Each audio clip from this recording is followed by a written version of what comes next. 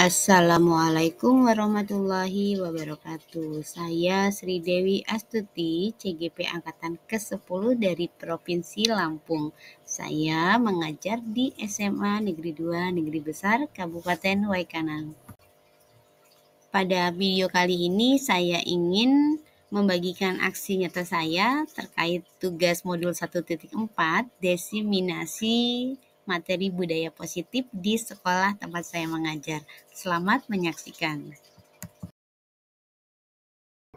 Bismillahirrahmanirrahim. Assalamualaikum warahmatullahi wabarakatuh. Apa kabar Bapak Ibu guru hebat? Luar biasa. Luar biasa. Oke. Mbak Dia, apa kabar hari ini? Luar biasa. Luar biasa. Bu Nurul, hari ini bagaimana? Semangat lagi luar biasa. Oke, semangat luar biasa. Mbak Fitri, suasana hati hari ini kayaknya lagi cerah-cerah nyanyi. Alhamdulillah mantap sekali. Mantap sekali. Mbak Mira, apa kabar hari ini Bu Mira? Alhamdulillah. Lanjut ya. Oke.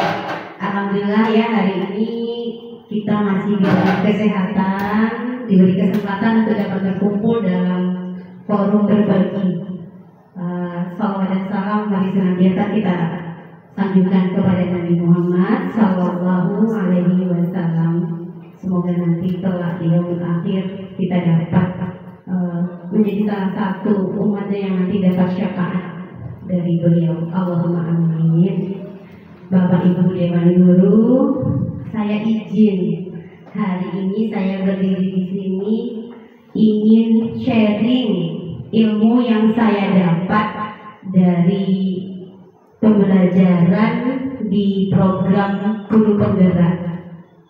Jadi ada beberapa modul sebenarnya. Ini modul 1.4, kami belajar modul itu dari modul 1.1, 1.2, 3, dan 4. Nanti ada modul 2, modul 3, dan selanjutnya.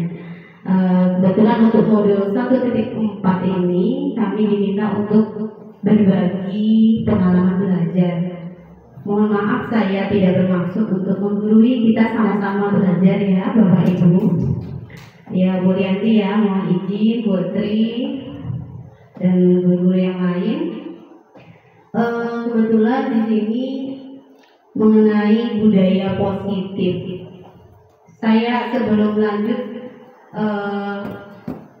mau tanya dulu, sebelumnya budaya positif itu menurut Bapak dan Ibu itu apa sih? Coba Mbak Mira, coba. Ibu Mira, menurut Bu Mira budaya positif itu apa? Pakai mic-nya Bu. Kayaknya lah. Gitu, coba. Oke, coba Bu Mira. Budaya itu apa Bu Mira? Adat istiadat. Kalau budaya positif,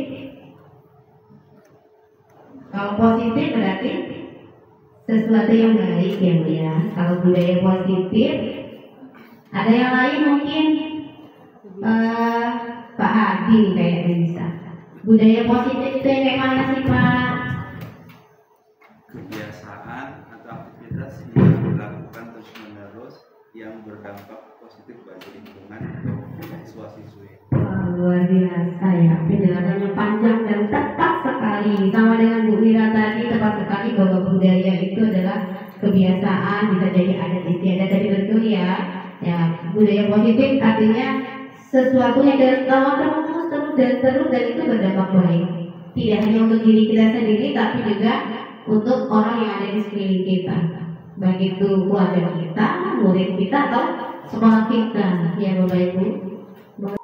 Oke, sebelum lanjut lagi saya ada coba buka. Jadi ini sebuah permainan yang diperankan oleh 2 orang. Di permainannya Anda dan teman Anda akan melakukan kegiatan coba buka. Anda adalah A, tugas Anda mengepalkan salah satu tangan Anda Kemudian coba Anda bayangkan bahwa Anda menyimpan sesuatu yang sangat berharga di dalam kepala tangan Anda. Anda perlu menjaga benda tersebut sekuat tenaga karena begitu pentingnya untuk kehidupan Anda. Kemudian yang B, rekan Anda, berarti kawannya ya, mencoba dengan segala cara untuk membuka kepala tangan Anda.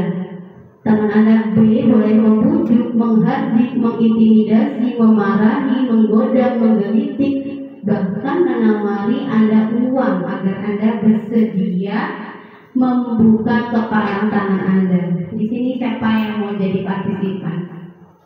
Yang berdua nih kayaknya. Ya, Bu Nurul sama Bu Fitri. Bu Nurul menyimpan sesuatu. Lagi sini ya. Oke, kita next ganti. Siapa nih? Berarti Bu Nurul juga dan sama Bu Dian. Bisa? Oke. Yang jadi A siapa, yang jadi B siapa? Bu Nurul jadi A, Bu Dian jadi yang B. Oke, anggap saja Bu Nurul itu sedang menyimpan sesuatu yang sangat berharga. Rayu Mbak Dia, pakai mic dulu dong. Kasih punya Mbak. Iya, dirayu. Gak usah dibayangin, gak apa-apa. Minta tolong untuk Ibu, boleh memohon, boleh memaksa.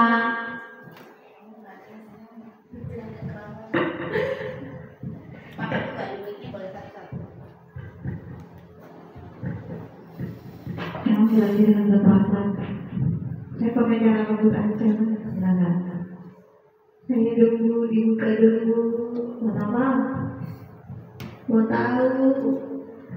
Kenapa mau tahu? Ayo dong.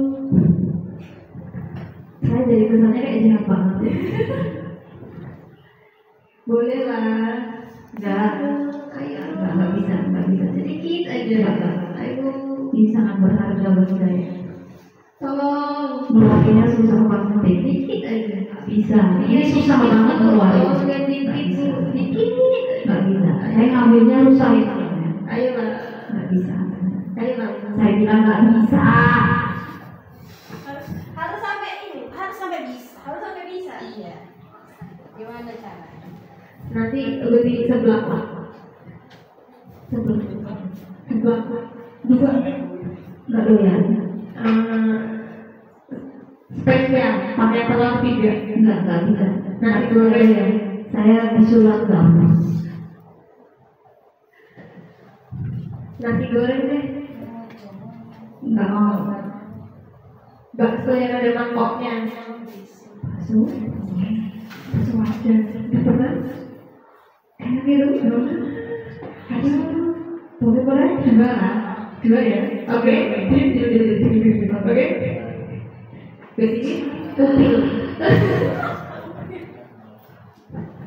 Oke, terima kasih. Ini kayaknya sangat menghayati sekali ya perannya sebagai penggoda, kemudian sebagai orang yang mempertahankan, tapi di ujung kok bisa lepas gitu ya. Dan gimana nih Bapak Ibu, setuju kan nih? Kita punya barang berharga nih, sesuatu yang berharga untuk kehidupan kita, kemudian kita dirayu, tadi dirayu ya, dirayu kena. Nah, setuju nggak yang seperti ini? Setuju nggak? Kalau Bapak Ibu misalnya ada di peran itu, kira-kira mau dikasih atau nggak tahu, sama nggak dengan Bu Nurul tadi? Ayo, Bu siapa nih? Putri. Kalau Putri ada di posisinya Bu Nurul, dikasih nggak Putri? Enggak kalau Putri. Bu Eka kalau di posisinya Bu Nurul dikasih nggak Bu Eka? Enggak juga. Walaupun mau dikasih bakso 2 mangkok Bu Eka? Enggak, tetap enggak. Di bakso 2 mangkok loh. Pakai saus spesial. Pak Adin kalau jadi Bu Nurul dikasih nggak Pak? Poinnya apa dulu? Ya. Kan ada 2, satu yang menggoda, satu yang mempertahankan. Poinnya mau mana tidak berapa. Jadi seandainya Bapak jadi Bu Nurul, dikasih nggak Pak? Kalau jadi Bu Nurul ya, bukan jadi Bu Dian. Ya karena latar belakangnya kenapa? Apa yang mau diminta, apa yang mau dikasih. Kalau itu sebuah berharga dalam tanda kutip itu sebuah ilmu, ya. Bukan sesuatu yang berharga untuk hidup Anggaplah itu apapun Pak, intinya sesuatu yang berharga yang nggak boleh dikasih orang lain, walaupun apa yang terjadi, walaupun dikasih iming-iming apapun. Kalau kita jatuhnya di bapak nih, bapak punya sesuatu, bukan ilmu ya Pak. Kalau ilmu mah kita nggak boleh Pak, harus dikasih sesuatu Pak yang berharga banget sama bapak.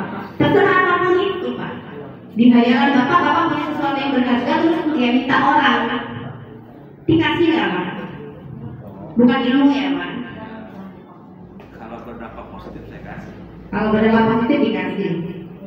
Tapi nanti dampaknya negatif sama bapak. Itu kan hal sesuatu yang berharga kan. Ketika saya beri itu berdampak positif orang lain, ya saya kasih. Oh, oke, ya.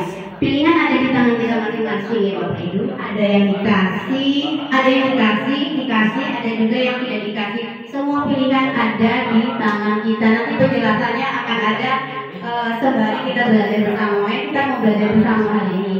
Boleh next ya. Oh, disuruh senyum malah. Kita diminta senyum selama 30 detik.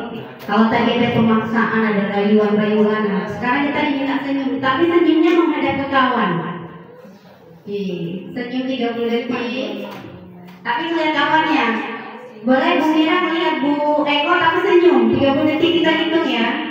30 detik, 3, 2, 1, boleh dimulai.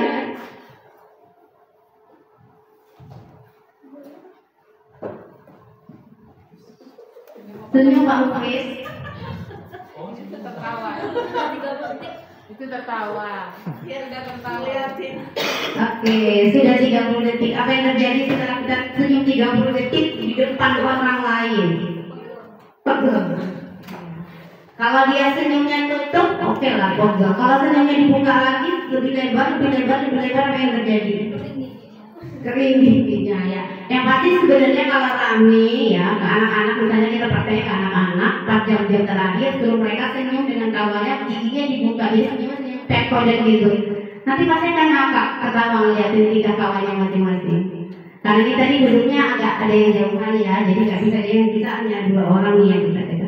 Kalau benar-benar diresapi, sebenarnya bisa lucu tuh Bu, ngeliat buka kawannya selama 30 detik, itu harusnya ketawa ngakak. Karena ada ekspresi wajah yang kita kadang-kadang nggak sadar. Ya benar nggak? Oke, next ya. Oke, ada di program guru penggerak itu ada materi yang tadi, salah satu materinya adalah teori kontrol, yang mana ilusi bahwa guru dapat mengontrol murid, kemudian ilusi bahwa semua penguatan positif, efektif dan bermanfaat. Kemudian ilusi bahwa kritik membuat orang merasa bersalah, dapat menguatkan karakter. Kemudian ilusi bahwa orang dewasa memiliki hak untuk memaksa. Ilusi itu artinya nggak mungkin ya, benar nggak sih? Ilusi, hayalan dong. Hayalan berarti sesuatu yang tidak nyata. Ilusi guru dapat mengontrol murid. Artinya nggak mungkin seorang guru bisa mengontrol murid.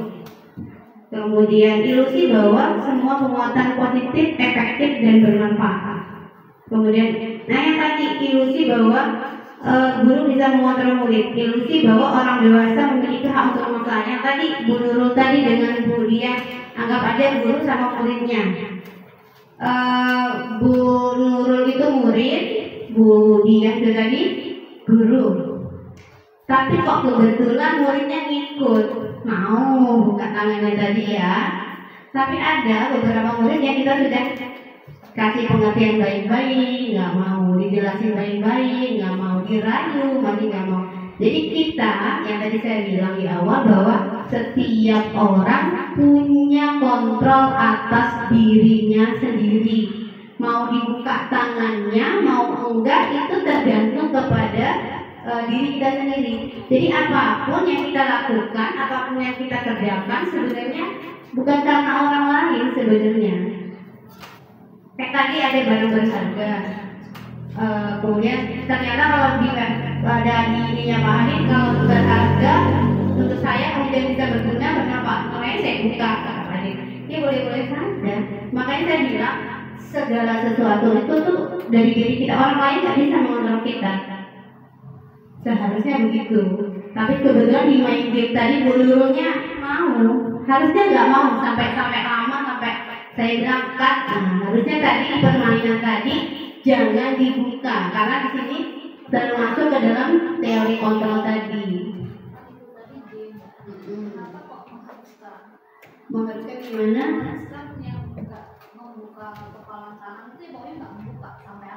Iya. Game ini kita karena mau masuk ke teori ini supaya teori ini nggak mentah tadinya. Oke, mungkin bisa dicari lagi games yang lain. Kebetulan ikut game yang saya dapat. Jadi kita bisa ganti, kita bisa bervariasi buat game-game yang lain untuk menguatkan teori ini. Dari budaya positif ini, seorang guru yang baik harus punya kemampuan untuk mewujudkan budaya positif di sekolah. Budaya tersebut dapat dijelaskan dengan menerapkan konsep-konsep inti berikut. Jadi 1-5 ini adalah konsep yang kami pelajari yang ada di budaya positif. Syukur-syukur ini bisa kita terapkan. Ya pelan-pelan ya Bapak Ibu, karena nggak mudah untuk menerapkan sebuah teori. Kita juga harus coba lagi, kemudian nanti pengalamannya pasti setiap pengalaman antara guru satu dengan guru yang lain juga kan tidak akan sama.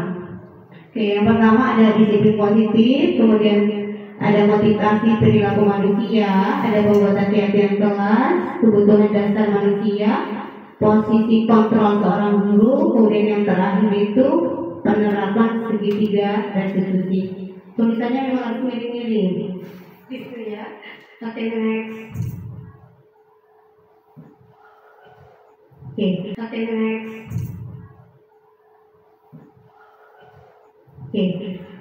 Disiplin positif yang tadi dijelaskan di awal. Disiplin positif adalah sesuatu yang kita kerjakan terus tadi ya, yang berdampak positif. Betul. Disiplin positif merupakan cara penerapan disiplin yang mengajarkan anak-anak bertanggung jawab dan menumbuhkan kesadaran diri berdasarkan nilai-nilai kebajikan. Kemudian disiplin positif lebih ke arah disiplin diri yang dapat mengontrol diri dalam melakukan sebuah tindakan. Kemudian disiplin diri dapat membuat murid menyadari berdasarkan motivasi internal bukan akibat dari hukuman atau penghargaan. Kita balik ke poin yang pertama. Jadi disiplin positif itu merupakan cara penerapan disiplin yang diajarkan ke anak untuk tanggung jawab, untuk menumbuhkan kesadaran diri berdasarkan nilai-nilai kebajikan.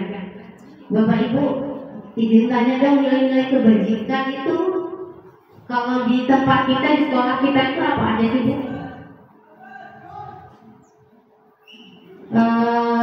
Bu siapa ya? Pak Mutet deh coba. Nilai kebajikan yang kita ajarkan ke anak-anak di sekolah kita Pak. Yang baik-baik Pak. 3S. 3S. Oke. Kemudian Bu Yanti. Beri nilai kebajikan yang kita ajarkan ke anak-anak kita Bu. Ya itulah mengaji, doa pagi, terus Oke, next berarti Putri, nilai kebajikan apa yang kita ajarkan Bu?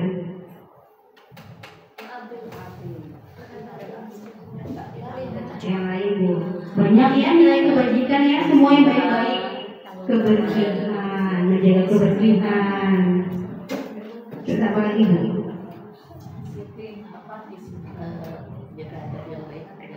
Adab ya, mengajarkan adab kepada anak kepada guru ya. Betul. Kalau Bu Eka, nilai kebajikan apa Bu Eka yang sudah pernah Bu Eka terapkan ke anak-anak? nilai kebajikan yang nggak pernah. Yang pernah diajarkan, yang pernah diterapkan, yang pernah dicontohkan, boleh apa aja? Ketika lewat di depan orang tua, yang lebih tua dari kita Permisi ya, ada lewat di depan orang tua. Pak Hadin, apa Pak nilai kebajikan yang pernah diterapkan Pak? Di kelas boleh, di rumah boleh, dimanapun Pak yang pernah. Kalau mau ini ya di kelas kita. Senyum dulu. Senyumnya kapan Pak? Antara anak dari antara siswa ke siswa senyum aja dulu. Senyum aja dulu, ya biar ini ya Pak. Nilai positifnya akan Keluar. Setelah saling senyum aja senyum terus Pak. Gimana? Karena ketika dia mengeluarkan ekspresi yang tidak baik, dampaknya akan cepat negatif nanti. Ketika dia sudah melempar senyum, ya mudah-mudahan dampak positifnya akan terus menerus. Oke, jadi senyum ya. Jadi sama dengan tadi ya. Senyum kalau Pong tadi 3S katanya. Kalau ini cukup senyum aja udah bagus. Mbak Bumiran, itu mic-nya boleh menurut diputar-putar. Oke, Bumiran, coba Bumiran. Nilai positif atau nilai kebajikan apa Bumiran? Atau yang ada di diri kita kan ya? Coba di diri Bumiran ada nilai kebajikan apa Bumiran? Sesuatu yang baik apa yang Bumiran punya? Saya baik hati Bu, rajin menyambung boleh lah ya. Oke, apa Bu Mira? Saya ramah Bu, boleh lah. Apa? Bu Mira ini ramah nih nggak sih? Ramah, murah senyum nggak sih? Murah senyum, sabar lagi ya nggak? Iya, kalau Bu Eko coba Bu Eko punya nilai kebajikan apa Bu Eko? Yang bagus-bagus lah Bu Eko. Senyum ya, murah senyum ya Bu Eko ya, Masya Allah. Ternyata dulu-dulu kita SMA ini murah senyum semua ya. Bu Fitri, oke, next lah Bu Fitri, emang Bu Fitri sibuk kayaknya. Salam. Oke, kalau Bu Nurul punya nilai kebajikan atau apa yang paling diajarkan ke anak? Dari sendiri, boleh pakai mic-nya Bu? Dari kecil sampai sekarang sudah menyuami saya berangkat ke sekolah atau tempat kerja selalu cium tangan orang tua. Masya Allah ya. Mulia nilai kebajikan apa dia? Jujur, apalagi? Jujur sungsung. Oh bubur. Oke, terima kasih Bapak Ibu atas responnya luar biasa. Ternyata setiap manusia dari kecil kemudian tumbuh dewasa, kemudian terus kita punya nilai kebajikan yang ada di dalam diri kita, dan harapannya nilai kebajikan itu bisa kita share ke orang-orang di sekeliling kita. Jadi di sekolah itu Bu, untuk menerapkan disiplin positif kita harus menanamkan nilai-nilai kebajikan yang tadi sudah disebutkan. Kalau di sekolah itu nilai kebajikan kita, apalagi sekarang di kurikulum merdeka, dirangkum dalam satu ini yang dinamakan dengan P5. Ingat nggak Bu? P5 ya? Ya. Apa tuh? Profil belajar, project profil Pancasila. Project penguatan profil pelajar Pancasila. Pancasila. Oke. Yang isi di dalamnya ada apa aja? Ada yang masih ingat nggak? P5 itu isinya apa? Berketuhanan yang Maha Esa. Kebinekaan global. Ada lagi gotong royong, kreatif, lagi masih keren juga, mandiri, satu lagi bernalas kritis. Coba nggak ada nggak di slide-nya? Kayaknya ada. Nah betul, berarti kasih tepuk tangan nggak buat kita semua, berarti kita ingat ya. Ini nilai-nilai kebajikan yang harus kita tanamkan ke anak didik kita sudah terangkum dalam 6 karakter dalam profil pelajar Pancasila. Yang tadi senyum tadi, yang ramah tadi, yang jujur tadi sudah terangkum semua di sini ya Bapak Ibu. Yang tadi katanya cium tangan orang tua sebelum berangkat ini sudah masuk ke sini. Beriman, bertakwa kepada Tuhan dan berakhlak mulia. Itu tadi yang cium tangan tadi ya. Kemudian mandiri, kemudian ada berkebinekaan global, gotong royong, kreatif, dan bernalar kritis. Harapannya semua karakter ini bisa kita apa ya, implementasikan, kemudian anak-anak kita bisa memiliki 6 karakter ini, dan kita juga sebagai guru harusnya juga punya 6 karakter ini ya. Sebenarnya karakternya lebih banyak ya Bapak Ibu, cuma ini dirangkum menjadi 6 karakter. Kalau mau ditanya kebajikan universal itu semua kebajikan yang ada di muka bumi ini. Hal yang baik itu adalah kebajikan universal. Kalau ini memang sudah dirangkum. Motivasi, kita sudah lanjut ke ini tadi ya. Setelah tadi anak-anak memiliki karakter-karakter baik, harapannya mereka punya motivasi untuk mengerjakan apapun itu, terutama tugas-tugas sekolah. Kewajiban mereka sebagai murid itu apa? Jadi mereka punya motivasi ini. Pertanyaannya, motivasi itu apa sih? Motivasi? Coba dia motivasi itu apa Mbak?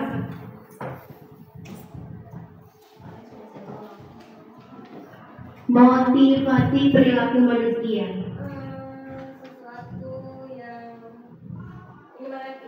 Sesuatu yang menyemangati. Oke.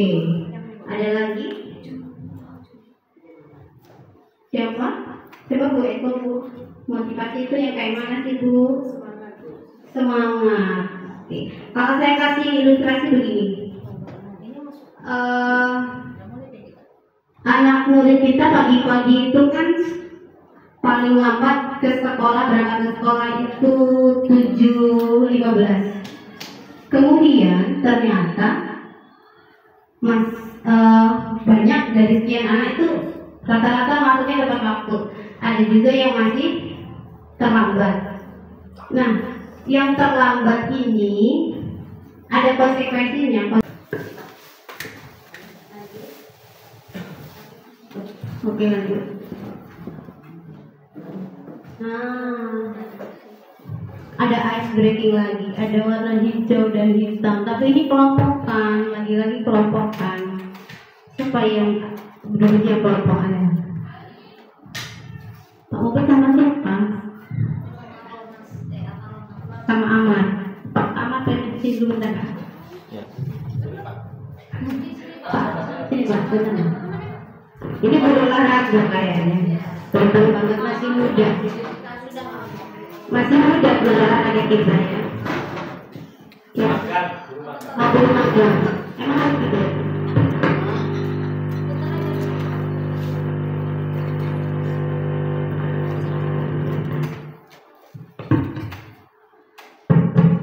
Sudah. Ya. Berarti Pak Amar dan Pak Mufid, kemudian Bu Eko dan Bu Mira ini yang bisa main. Ya, minta tolong ya Bu Eko, Bu Mira. Permainannya gini. Itu sebenarnya warnanya hitam dan warna hijau, memang warnanya hitam sebenarnya, tapi di gambar itu warnanya sama-sama kayaknya ya. Kalau saya bilang, jadi permainannya 2 orang, tangannya boleh diangkat dulu, tangan kanan. Oke. Jadi mainnya gini. Kalau hitam, jadi gini nanti ya Pak mainnya. Nah gitu. Ya, gitu ya Pak. Kalau enggak, kalau ini kelompok hitam, ini kelompok hijau. Kalau saya bilang hitam berarti hitam yang, nah hijau menghindar, jangan sampai kena. Nah gitu ya. Kalau saya bilang hijau berarti hijau yang menghindar, yang ngumpul ya. Ya Bapak hitam, ini hijau. Ketika saya bilang hitam, maka hitamnya oke. Ketika saya bilang hijau, maka hijaunya oke. Bisa ya? Iya sampai kena. Nanti cepat Pak, karena nanti antara hijau dan hitam itu iya gitu ya. Bisa Bu Eko hitam, Ibu Mira hijau. Karena hijau hitam. Iya, biar konsentrasi atau enggak. Oke, siap? Oke, kita mulai ya. 1, 2, 3. Hijau. Pak Mubet kan hitam. Pak Mubet kan hitam. Kenapa dia yang mukul? Kalau tadi ini benar nggak? Benar. Oke, konsentrasi lagi ya, Pak. Sama-sama nggak konsen, yang ini juga nggak konsen. Amarnya nggak berani. Pak Aman nggak berani, kan guru magang Bapak. Bapak kan udah senior. Oke, kita ulang ya. Hijau. Siapa yang benar?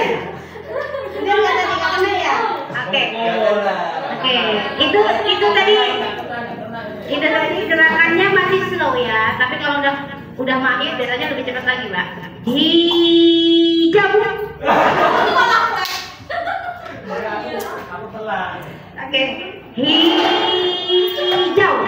Kamu yang nama kamu di sini ya? Hijau. Iya, memang sengaja diterus-terusin hijau. Yuk, lagi kita ngomong yang ke sini. Hitam. Oke, lagi. Hijau. Hijau. Oke, kira-kira begitu ya Bapak Ibu ya. Kalau nanti di kelas sudah mulai agak oleng, anak-anaknya udah mulai lelah gitu, boleh lah. Nanti kalau rame di kelas biasanya agak seru, karena ini kita sedikit ya. Kita cuma 10 orang, jadi ya serunya masih nggak seseru kalau kita ada di kelas dan rame gitu. Nah itu seru banget ya. Boleh. Boleh. Besok kita berangkat ya. Oke, galon ya Allah. Jadi kepala bisa bocor dong Pak kalau udah 10 kali kena ya. Terima kasih Pak Ahmad, Pak Mufid untuk partisipasinya. Kita lanjut ya. Oke, next, keyakinan sekolah.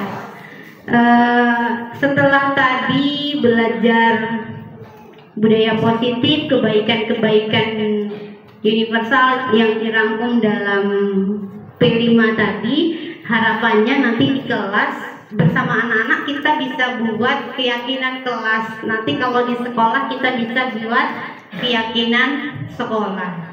Nah, di sini apa saja sih isi dari keyakinan kelas itu sendiri? Keyakinan di kelas dibuat atas kesepakatan bersama. Jadi murid, guru itu sama-sama membuat keyakinan kelas.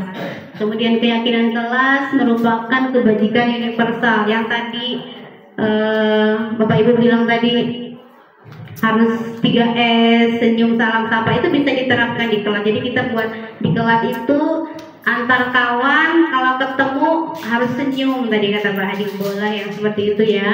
Kemudian keyakinan kelas dibuat menggunakan bahasa positif. Misalnya gini, tidak boleh berbicara kasar. Itu kita ganti. Jadi bahasanya begini, berbicara sopan. Jadi kata tidak, kata jangan semaksimal mungkin kita hilangkan atau tidak digunakan di dalam pembuatan keyakinan kelas. Kemudian keyakinan kelas tidak perlu terlalu banyak sehingga mudah diingat. Kemudian keyakinan kelas dipajang di depan kelas. Nanti setelah buat keyakinan kelas itu kan dibuat di kelas bersama dengan anak-anak. Nanti biasanya per guru mapel boleh, atau per wali kelas juga boleh membuat itu. Jadi kita buat keyakinan kelas yang mana keyakinan kelas ini nanti akan menjadi semacam batasan kita. Jadi kita kalau melakukan sesuatu kita ingat ada keyakinan kelas apa ya. Ternyata harus berbicara sopan. Berarti kita semaksimal mungkin kalau berbicara itu kita harus berusaha untuk sopan. Misalnya di kelas disiplin saat melaksanakan tugas kelas. Nah itu berarti kita nanti anak muridnya ketika nanti suatu saat kok tidak mengumpulkan tugas atau tidak piket, nah itu bisa diingatkan lagi dengan keyakinan kelas yang sudah dibuat di kelasnya masing-masing. Gitu ya Bapak Ibu. Boleh next. Posisi kontrol seorang guru. Posisi kontrol seorang guru. Oke. Setelah dari keyakinan kelas kita masuk di posisi kontrol seorang guru. Yang pertama penghukum. Memang nggak boleh dekat situ ya.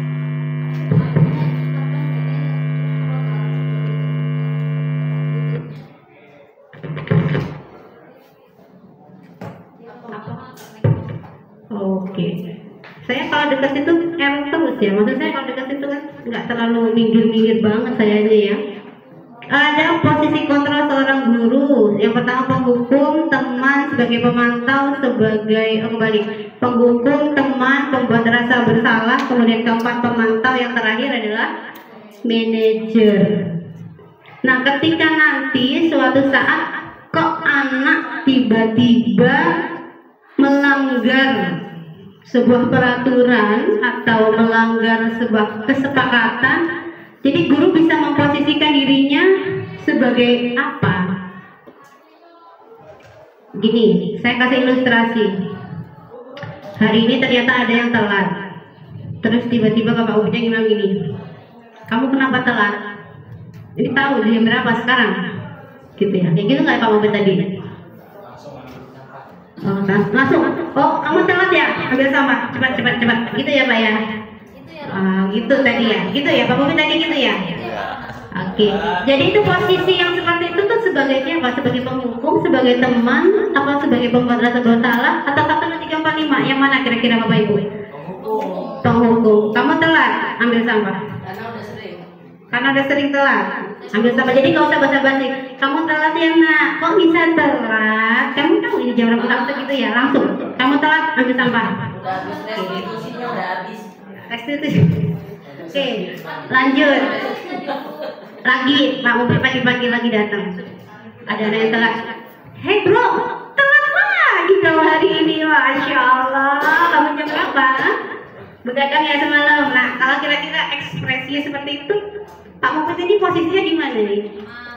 Jadi teman, jadi kayak hai bro, hai cah, hai bestie. Itu jadi teman berarti ya. Oke, ilustrasi selanjutnya. Kamu tahu nggak ini jam berapa? Sudah jam 7:20. Bapak lo nunggunya dari jam 6:40 sudah di sini. Gak kasihan sama bapak kalau nanti ditegur sama kepala sekolah? Kamu gak kasihan? Kamu gak kasihan sama bapak ibu yang mau di rumah udah mau bangunin dari pagi, kamu masih telat aja di sekolah? Nah, kira-kira posisinya di mana nih bapak ibu? Membuat rasa bersalah. Oh iya ya Pak ya, maaf ya Pak ya. Nah, misalnya kayak gitu. Membuat rasa bersalah. Kemudian di selanjutnya sebagai pemantau nih, contohnya begini. Siapa tadi Pak yang terapa namanya Pak? Dela. Siapa tadi Pak? Oh Libang. Libang. Kamu tahu peraturan sekolah masuk jam berapa? Iya tahu Pak kata Libang. Jam berapa? 7:15 Pak. Sekarang tahu jam berapa? Jam 7:20 Pak. Misalnya gitu ya. Terus jadi konsekuensinya apa? Mengutin sampah Pak. Nah gitu ya. Jadi kalau yang guru yang ngomongnya peraturan sekolah apa, kamu tahu harusnya bagaimana, nanti gitu biasanya posisinya ada di manajer. Ngomongin peraturan terus. Kamu tahu peraturan ini, kamu tahu peraturan itu, boleh ini, boleh itu. Nah itu biasanya sebagai pemantau. Kemudian di posisi akhir sebagai manajer. Jadi bahasanya sudah beda lagi. Pokoknya gimana ya? Contohnya begini. Pak Mumpit tadi sebagai penjaga piket hari ini, kemudian ada yang datang di bank. Assalamualaikum Pak, kata itu. Takut-takut kan gitu ya. Cari bank. Nah suaranya juga lembut Pak. Telat. Kenapa bisa telat? Coba cerita sama Bapak. Wah ceritanya setengah jam. Curhat malahan Pak. Yang telat 10. Coba cerita sama Bapak. Kok bisa? Kira-kira besok ada solusi apa biar gak telat lagi seperti ini? Coba. Oh jelasin, terus anaknya cerita. Nah yang repotnya kalau anaknya 10 ya Pak. Ya berarti satu-satu Pak. Satu 10 dikali 5 menit. Nah 5 menit dikali 10 berarti 50 menit. Ya nggak usah masuk jam pertama lah ya. Ya artinya bahwa kita punya cara-cara atau sekaligus ditanya juga bagaimanapun cara nanti kita prakteknya sama-sama ya Pak ya. Kita coba nanti prakteknya bagaimana. Kira-kira Bapak Ibu di posisi 1, 2, 3, 4, dan 5 posisi yang paling mengayomi ya, yang paling apa ya, yang paling cakep lah, yang paling ramah, yang paling bagus, yang paling mendukung anak itu yang bagian yang mana ya? 1, 2, 3, 4, 5. Coba Bu Dia, di nomor berapa Bu Dia kira-kira? Manajer, oke. Bu Nurul di posisi mana? 1, 2, 3, 4, 5? Ya yang berpihak kepada anak, yang ramah, yang guru itu manajer ya. Kalau Bu Eko posisi mana Bu Eko? Yang ya ideal lah, yang didamba-dambakan oleh setiap anak. Guru saya itu, saya mau itu yang kayak gini tadi loh gitu. Nomor 5 ya. Kalau berdasarkan ilustrasi tadi yang saya coba praktekkan, entah benar atau salah, mudah-mudahan nggak salah ya Bapak Ibu ya. Di posisi 5 itu adalah posisi paling ideal yang seharusnya seorang guru terapkan di sekolahnya masing-masing. Untuk prakteknya bagaimana ya, kita belajar dari pengalaman-pengalaman kita. Nanti praktekin sekali, oh ternyata waktunya menyita banyak nih ya, coba lagi. Terus makanya kita itu di sekolah itu ya belajar, setiap hari belajar terus, ketemu anak yang satu menerapkan teori yang satu mentah, teori 2 mentah, nanti akan ketemu sendiri. Kalau maunya sesuai dengan teori, maunya yang kelima. Cuman prakteknya kita lihat situasi ya. Semoga bisa menjadi seorang guru yang memiliki posisi di nomor 5 sebagai manajer. Kenapa? Karena di posisi manajer bukan guru yang menentukan kamu harus apa, tetapi anak. Jadi anak itu dengan posisi ini tadi bisa ini Bapak Ibu, bisa apa ya, paham bahwa dirinya salah, mencari solusi bagaimana, kemudian harapannya tidak mengulangi lagi karena sudah punya solusinya tadi. Kemudian next, coba. Nah, posisi idealnya manajer ya. Oke, next. Oke, next. Nah, kenapa dikatakan posisinya ideal? Karena di sini menerapkan yang namanya segitiga restitusi. Apa saja? Stabilitas identitas, validasi tindakan salah, kemudian menanyakan keyakinan. Yang pertama, stabilitas identitas. Ketika tadi di kasus pertama ada anak telat, kita nanyanya baik-baik. Nah, kenapa kamu terlambat? Ibu yakin, bapak yakin kamu punya alasan. Coba diceritakan kenapa terlambat. Oh, seperti itu. Kira-kira maksudnya gini, coba saya ralat ya. Yang tadi yang pertama, kenapa datang terlambat, ditanya dulu kenapa datang terlambat, alasannya apa. Kemudian dinyatakan juga, dulu juga bapak pernah terlambat. Cuman bapak berusaha bagaimana caranya nggak terlambat lagi. Jadi semua orang itu pernah merasa melakukan kesalahan itu. Boleh kita melakukan kesalahan, tetapi kita juga punya kewajiban untuk memperbaiki kesalahan itu.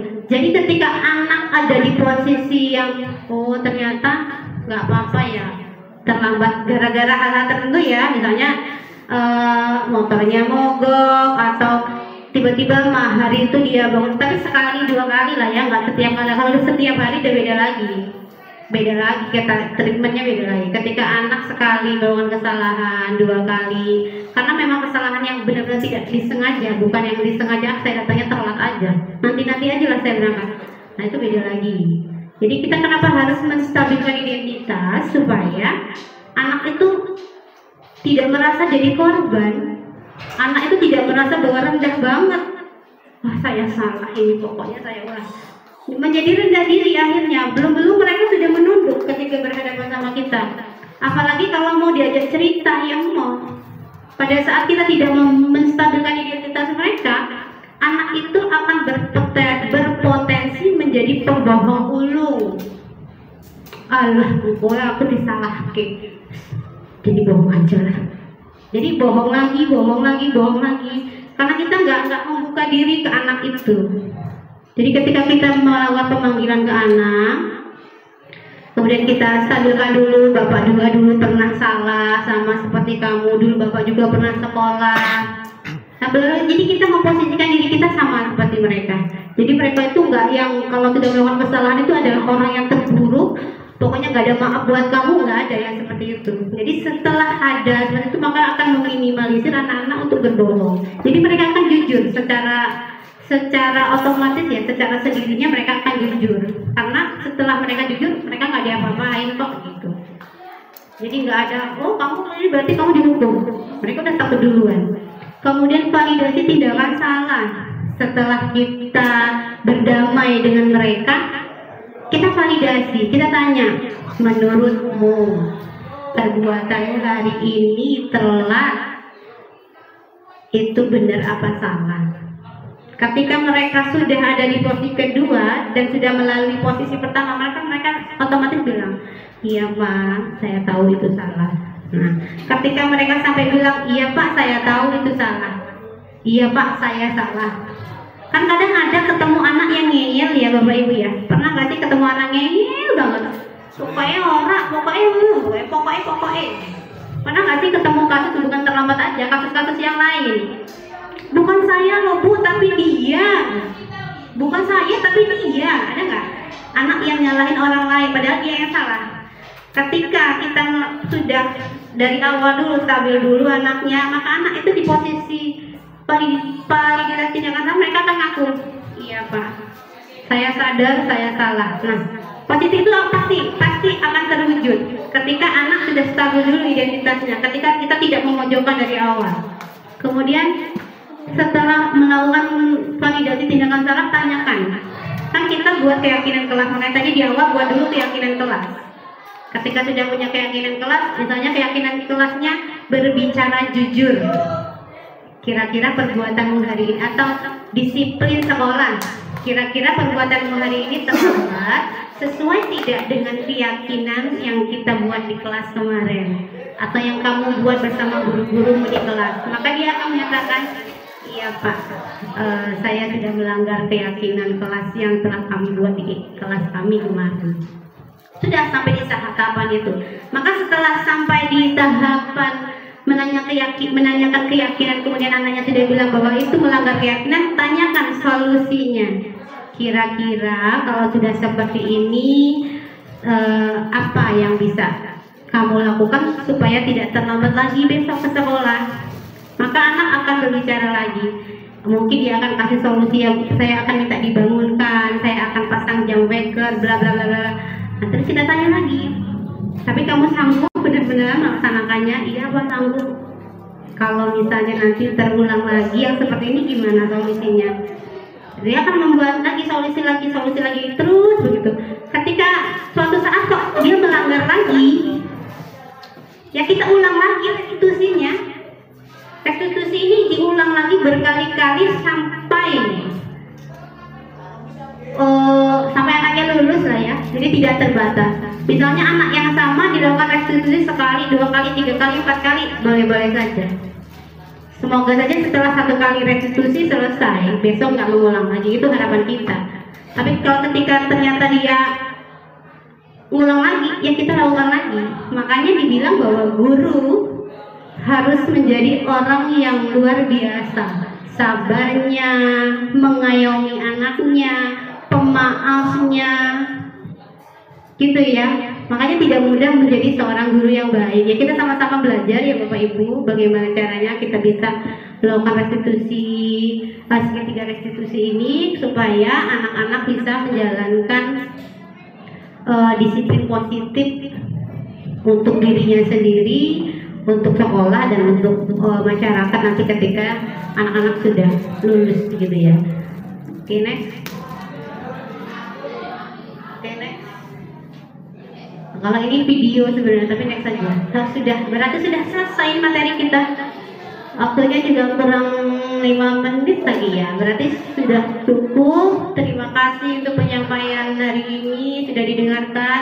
Tapi sebelum ditutup, boleh jika ada pertanyaan atau masukan-masukan untuk presentasi hari ini, boleh. Bapak Mufid mau nanya, Pak Mufid? Tanya-tanya apa gitu Pak Mufid?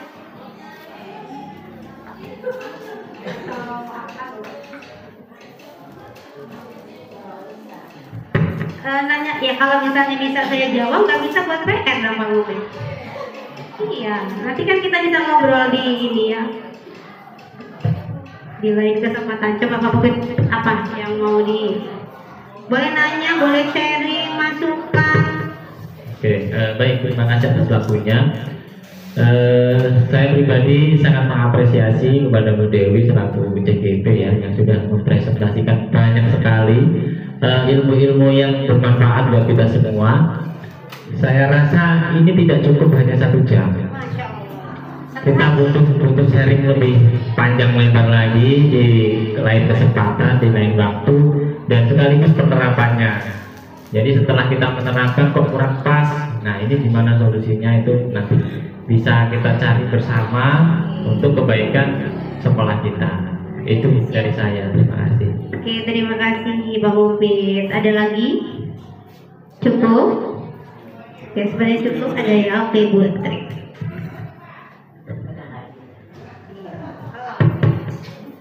Baik, terima kasih. Assalamualaikum warahmatullahi wabarakatuh. Waalaikumsalam warahmatullahi wabarakatuh. Setelah mendengarkan dan melihat pemaparan tentang segitiga restitusi, ada pertanyaan dalam benak saya.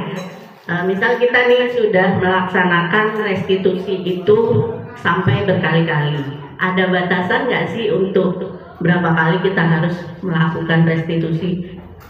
Karena kan ada kadang jenuh gitu menanyakan hal-hal yang itu lagi.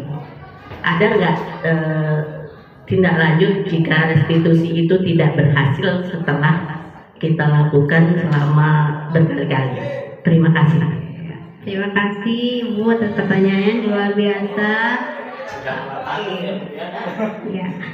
Seperti yang saya sampaikan sebelumnya bahwa proses segitiga restitusi itu tidak ada batasannya sampai anak selesai. Yang tadi bilang di ini ya sebelum saya tutup, tidak ada batasannya. Makanya saya bilang kita dituntut untuk menjadi seorang guru yang itu tadi super sabar, kemudian nggak boleh capek-capek, pokoknya nggak ada capeknya, nggak ada bosannya. Jadi guru tuh yang harus benar-benar menghamba, kalau bahasa istilah di kami itu menghamba kepada murid itu kalau tidak salah bahasanya Pak Ki Hajar Dewantara. Kita sebagai guru harus menghamba kepada murid. Nah itu yang ditekankan di kami CGP bahwa pokoknya nggak boleh Bu, kita nggak boleh capek-capek, nggak ada batasan mau setahun 2 tahun. Saya bilang tadi sampai lulus sekali.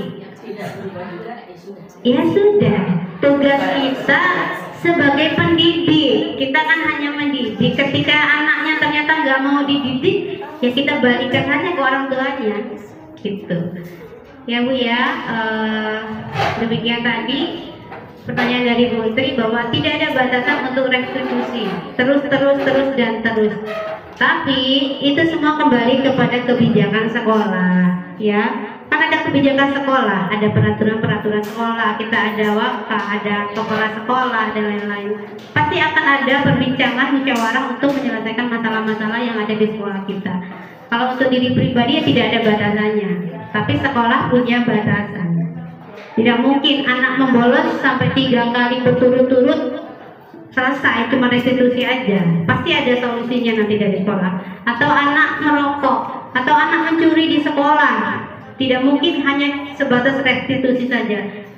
Restitusinya cuma pertanyaan-pertanyaan, tidak ada tindakan-tindakan yang misalnya ada konsekuensinya, dihukum, ABC nggak ada. Jadi tidak mungkin juga sekolah akan membiarkan hal itu.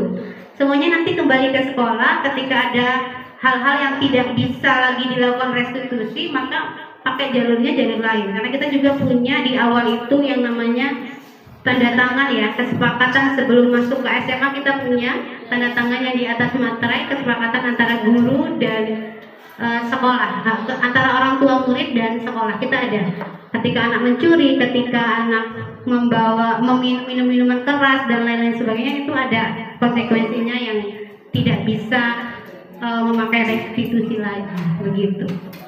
Sudah cukup ya? Oke, satu kata kita refleksi untuk hari ini, Bu Diah. Satu kata untuk hari ini. Mantap. Oke. Bang Hadin, satu kata untuk hari ini, Bang Hadin. Senyum. Senyum ya. Oke, saya pamit undur diri. Terima kasih atas segala perhatiannya. Mohon maaf untuk kesalahan yang semuanya datangnya dari saya, kebaikan semuanya datang dari Allah ya. Terima kasih, kita sama-sama belajar. Semoga kita bisa menjadi guru yang dapat menghamba kepada murid seutuhnya. Saya akhiri, wassalamualaikum warahmatullahi wabarakatuh.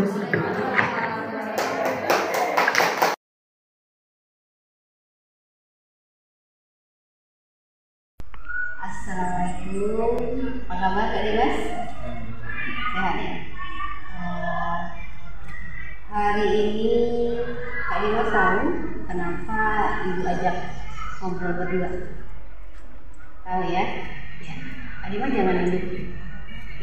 biasa aja ya.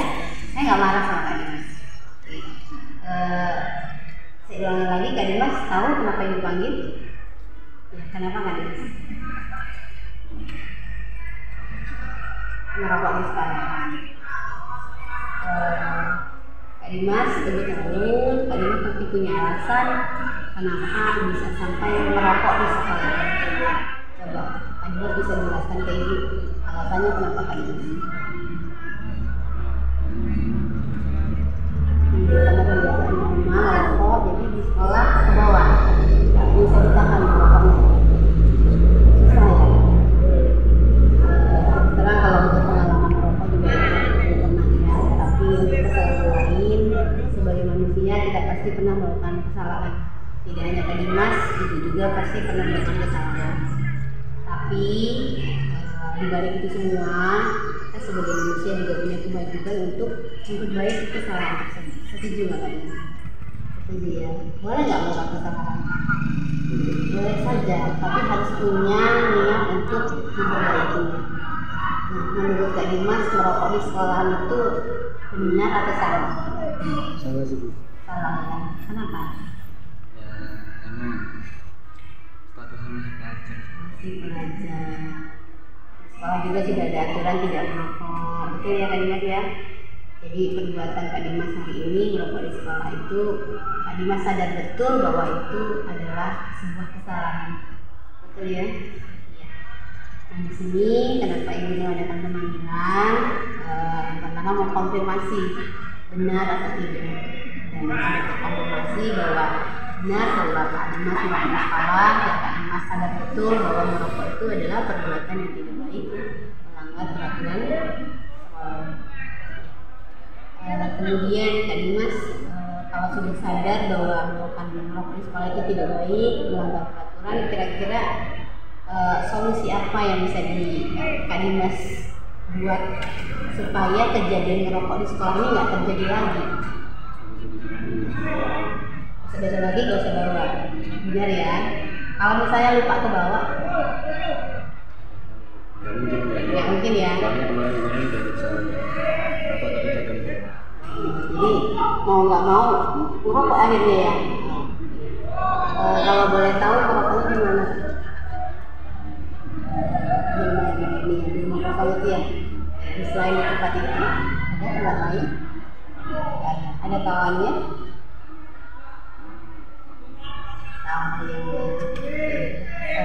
Sekali lagi ibu harap kejadian ini tidak diulang lagi ya. Nah, terus terang ini sangat mengganggu sekali, dan sebagai siswa juga ini tidak layak dilakukan di sana. Jadi solusinya tadi tidak membawa rokok ke sekolah lagi ya. Kalau misalnya ketahuan lagi ya, konsekuensinya begini ya. Kalau ini kan kejadiannya sudah terjadi, kira-kira konsekuensi yang bisa diberikan untuk menebus. Nah, ini kan tadi sudah melakukan kesalahan tuh.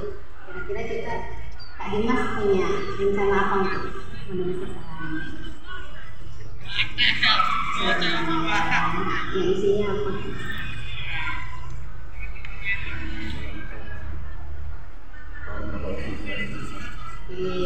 Jika nanti ketahuan merokoknya lagi akan dikeluarkan dari sekolah ya, itu sudah berjadinya. Untuk konsekuensi lain ada apa? Kira-kira apa? Yang seikhlasnya Kak Dimas yang bisa Kak Dimas lakukan supaya tidak mengulangi kesalahan. Soalnya tadi nggak buat rokok. Tadi kan sudah punya konsekuensi tidak bawa rokok lagi Bu. Kemudian tadi juga sudah berencana untuk membuat surat perjanjian. Kira-kira yang mau angkat rendelnya. Kalau perjanjian cuma nulis nih selesai. Sudah itu saja. Gitu aja. Jadi maksudnya konsekuensi yang lain misalnya bersih atau apa gitu ada nggak? Itu aja. Berarti diingatkan lagi bahwa tadi di awal sudah ada kesepakatan untuk tidak membawa rokok satu, yang kedua membuat surat perjanjian jika nanti mengulangi lagi akan dikeluarkan dari sekolah. Betul ya Kak ya? Oke. Nah, ini gua ada kertas. Boleh nanti di sebelah sini dituliskan tadi kejadiannya, boleh ditulis dulu di sebelah ini, kemudian itu ditulis.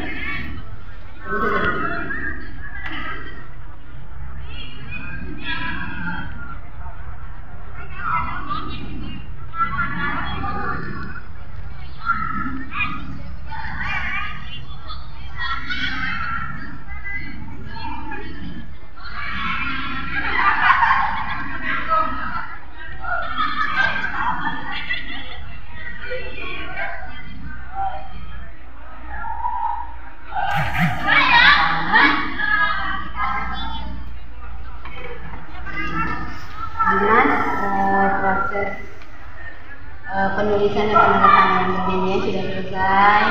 Bagaimana Kak Dimas sekarang sudah lebih plong? Sudah. Harapan Ibu ini tidak diulangi lagi. Ibu tidak ingin Kak Dimas sampai dikeluarkan dari sekolah. Itu harapan Ibu yang besar. Ibu tidak ingin Kak Dimas sampai dikeluarkan dari sekolah. Anggap saja ini adalah yang terakhir. Oke, sampai lulus nanti tidak akan terjadi hal seperti ini. Siap? Siap. Terima kasih untuk kesepakatannya. Setelah ini boleh kembali ke kelas. Sudah mulai dengan terima kasih. Ibu. Wassalamualaikum.